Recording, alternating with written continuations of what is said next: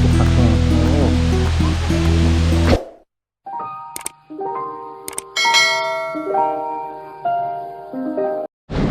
มาทุกคนคลิปที่สองมือของมือนี่เนาะเอาไปน้ำตกตาดเยืองแม่นบอก แมนน้ำตกตาดเยืองเนาะแห่งที่ เป็น สองที่ สถานที่ที่สองของมือนี้ที่เขามาอยู่เมืองปากซองหอดแล้ว หลังจากจอดรถแล้วก็ทางเฮาสองคนจะ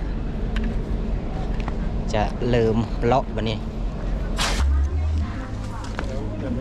บ่ฮู้ว่าทางใดน่าจะแม่นทางนี้ ยังไม่เห็นกัน ซื้อเกงช้างไปใส่ไหมคะ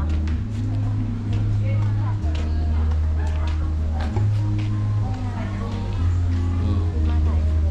เขาประดับ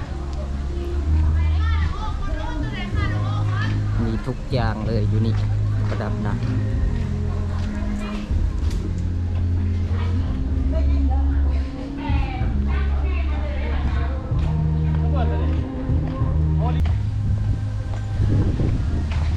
นี่สุดทางลงไปตาดเมืองรีวิวเบิร์บอกนี่หอดจัดเมืองเลยทุกคนอากาศเย็นดีเนาะ ลมมันพัด จะมีทุก มัน อย่าง ตีเข้ามาจากกลุ่มโอ้นี่ เห็นบ่อาย บนอาบน้ำ เขาอาบน้ำแล้วแม่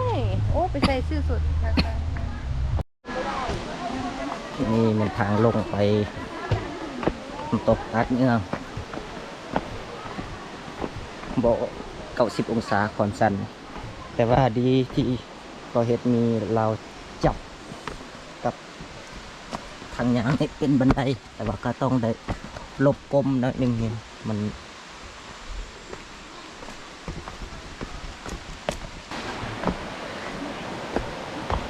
โอ้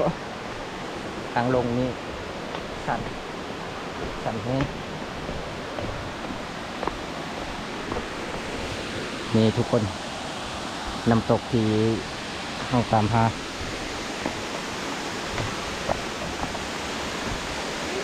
ต่อไปเรื่อยๆมีจุดพักแห้งจุดพักแห้งโอ้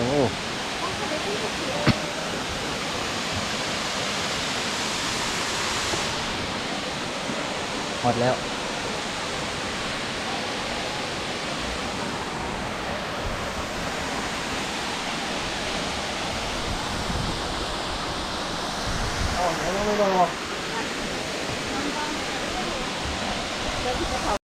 ลงหอดนี่ยังบ่จบเด้อยังมีต่อยังมีต่อไปหอดนั้นลงต่อ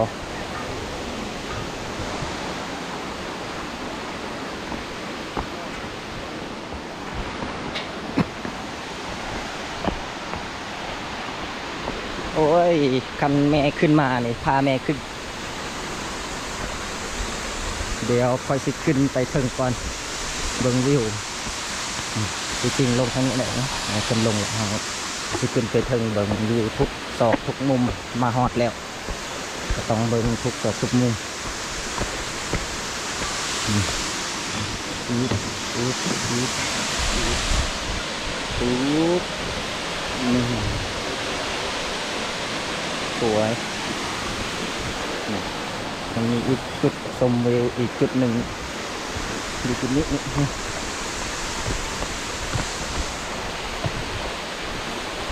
ว้าว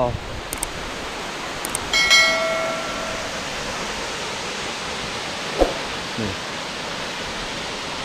เดี๋ยว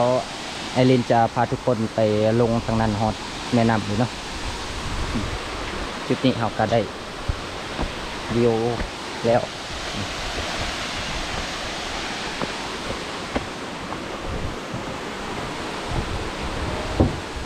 แล้วเราก็ลงต่อไปอีกฝั่งหนึงไปเลยนี่เด็กฟรากมาลินลาว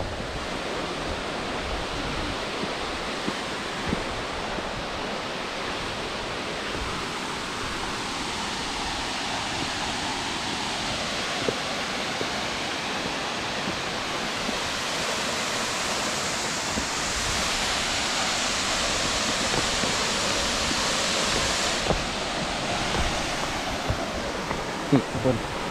ทางลงนี่90องศา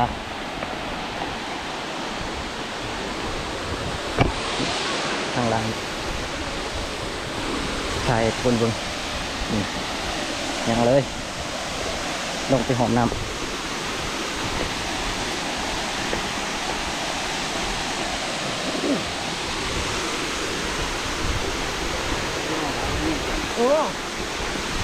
เริ่มมีคอยนำกินไอของน้ำโซยเข้ามาแล้วอากาศเลอะอยู่นี่เนี่ยมันจะรู้สึกว่าเย็นกว่าปกติไอน้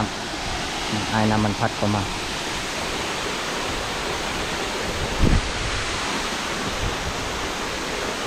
ฮอดนี่เลยก็เงียบแยมแล้วแต่หุบไปกินข้าวหน่อยดิมาเอาอีกหุบหนึ่ง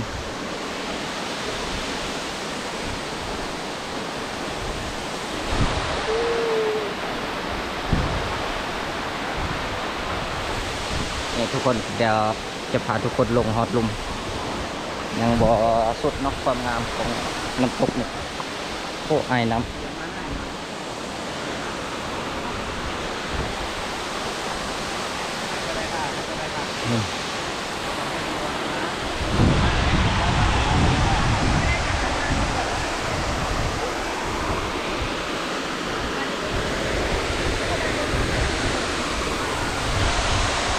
ทุกคนมาฮอดตัวจริงแล้วมันจะ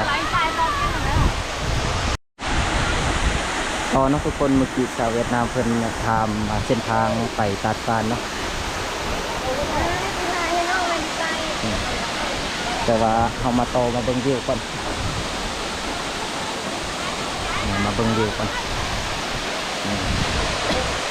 แต่นี้ก็จะมีนี่เขามีข้อห้ามเอาไว้เนาะคันผู้ใดมาก็จะลืมอ่านข้อห้ามข้อควรระวังต่างๆเนาะเพื่อความปลอดภัยของเฮาเนาะเพื่อความปลอดภัยของชีวิตเฮามาฮอดอีกแล้วก็ทุกคนก็ซอยกันปฏิบัติตามข้อแนะนำตามคำสั่งเพื่อเป็นการรักษาบำรุงรักษาเป็นการอนุรักษ์เนาะเป็นการช่วยกันให้คนที่มานำลังเฮาลูกหลานที่จะมาเบิ่งก็จะได้เห็นความงามแบบเฮาเห็นในปัจจุบันเนาะท่านทุกคนได้มาฮอดนี่แท้แล้วก็จะได้รู้ว่าจะได้สัมผัสโดยตัวเองนี่สัมผัสโดยตัวเองรู้สึกว่าลมมันโตเนาะไอน้ำตกที่มันกระทบใส่หินแล้วมันจะเกิดเป็นไอเย็นขึ้นมาเนาะปัจจุบันนี้แดดเลยแต่ว่ามันบ่ฮ้อนปัจจุบันแดดแห้งเลยแต่ว่ามันบ่ฮ้อนเนื่องจากว่าไอน้ำเนาะไอน้ำนี้คนที่ทางบ้านจะบ่สามารถรู้สึกได้แต่ว่ามีแต่มาฮอดนี่อีหลีเลยจึงจะเข้าใจว่าความเย็นมันเป็นแนวใดเนาะความเย็นที่เกิดจากไอน้ำนี่สุดจริงๆน้ำตกมาทุกคนปัจจุบันไอรินลงหอดต่ำสุดของน้ำตกเลยสามารถสัมผัสน้ำได้เลยเดี๋ยวจะถ่ายทุกคนเบิ่งว่าเมื่อเราลงอยู่จุดต่ำสุดแล้วเราจะสัมผัสได้ว่าอายน้ำมันปะทะกับนาเราเฮ็ดให้โอ้ความรู้สึกนี่มันต่างจากเราเห็นในจอเนาะเดี๋ยวจะถ่ายให้ทุกคนเบิ่ง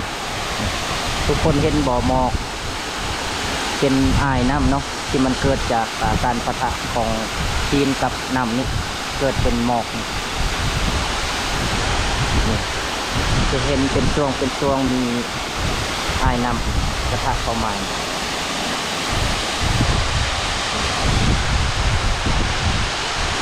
คนที่นี่เนี่ยรู้สึกเย็นเลยเนาะเย็นเลย